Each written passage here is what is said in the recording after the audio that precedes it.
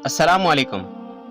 नाज़रीन, मनकूल है कि एक चोर रात के वक्त हजरत सैयदना राबिया बसरिया रहमतुल्लाहि ताला अलैहा के घर दाखिल हुआ। इसने दाएं बाएं हर तरफ पूरे घर की तलाशी ली, लेकिन सिवाय एक लोटे के कोई चीज ना पाई।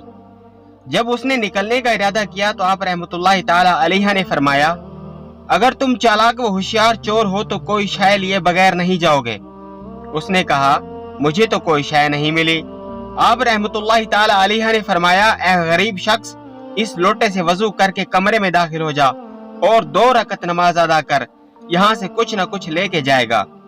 उसने आप रहमतुल्लाहि ताला अलैहा के कहने के मुताबिक वजू किया और जब नमाज के लिए खड़ा हुआ तो हजरत सैयदतुना राबिया बसरिया रहमतुल्लाहि ताला अलैहा ने अपनी निगाहें आसमान की तरफ उठाकर यूं दुआ की, ऐ मेरे आका ओ मौला, ये शख्स मेरे पास आया लेकिन इसको कुछ न मिला।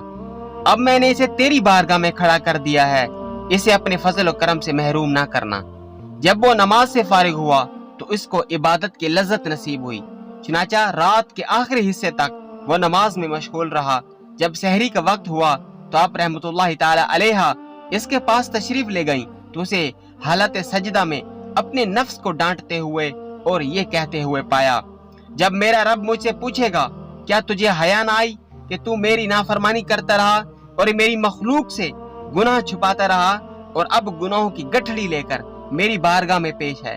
जब वो मुझे अताब करेगा और अपनी बारगाह रहमत से दूर कर देगा तो इस वक्त मैं क्या जवाब दूंगा।